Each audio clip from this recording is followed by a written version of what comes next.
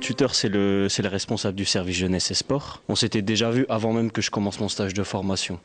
Donc on s'est vu très très rapidement. Et donc votre tuteur, vous l'avez connu avant le démarrage du stage? Non, j'ai rencontré, comme je vous ai dit tout à l'heure, quand j'ai rencontré les différents responsables, je lui ai donné mon CV et il m'a rappelé le lendemain en fait. Il m'a demandé quel était le but de ma formation, je lui ai ramené l'ensemble des compétences à valider, etc. pour lui présenter. Lui m'a présenté un peu sa structure, me l'a fait visiter, m'a présenté le personnel. Premier mois, donc, repérer comment fonctionnait le service en fait, le service art plastique dans la structure, sa relation avec les autres services, toute la systémie en fait. Donc pour bien savoir à qui m'adresser, pour avoir telle ou telle chose. C'est quelqu'un de très pris, mais on essayait au moins une fois dans la semaine d'avoir une heure et demie à deux en fait. Quand j'étais une semaine en structure, il fallait que je sois une heure au moins avec lui pour voir mon avancée.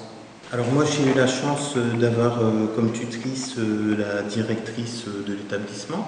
Donc moi c'était dans une maison de retraite. Elle a toujours été prête à me rencontrer, à échanger avec moi. Elle a été là à chaque évaluation en structure. Elle a toujours été disponible pour rencontrer ma formatrice. Elle-même a déjà été jury dans d'autres examens. Donc un petit papy de 76 ans. Il était très très très bon à l'écrit. Et donc il corrigeait mes fautes d'orthographe. Et il a un regard, il est très philosophe, hein, donc il a un regard vraiment très extérieur et donc du coup il permet vraiment l'accompagnement. Et j'ai aussi la chance aussi d'avoir entre parenthèses un deuxième tuteur qui est plus axé sur la formation professionnelle, donc le responsable du secteur formation professionnelle de CMA, qui a pu également aussi m'accompagner sur tout ce qui était pédagogique. C'est un chef de service qui est éducateur spécialisé.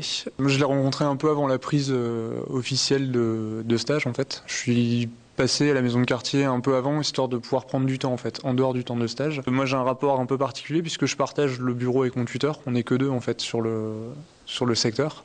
Donc on travaille vraiment de bureau à bureau et tous les jours. Moi je suis issu de la politique du grand frère, hein, donc j'avais jamais été en formation. Donc voilà qu'après quand je me suis inscrit en EGEL, j'ai eu plein de tuteurs de différentes structures qui se sont proposés de devenir mon tuteur. Pour finir, j'ai pris le directeur de l'association même. Pourquoi? Parce que c'était beaucoup plus facile, que je le vois tous les jours. Il est très très très exigeant. C'est assez pratique puisque mon tuteur c'est le directeur du centre social. Donc moi je suis directeur du service accueil de loisirs périscolaire.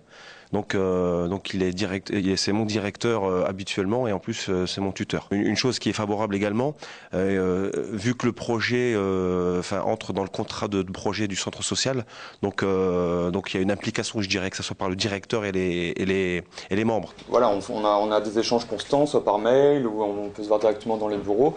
Donc je sais que j'ai pas de souci à aller le voir, que ça soit pas forcément pour des questions, mais que ça soit même pour lui faire des comptes rendus du travail que je fais au quotidien ou des avancements des projets.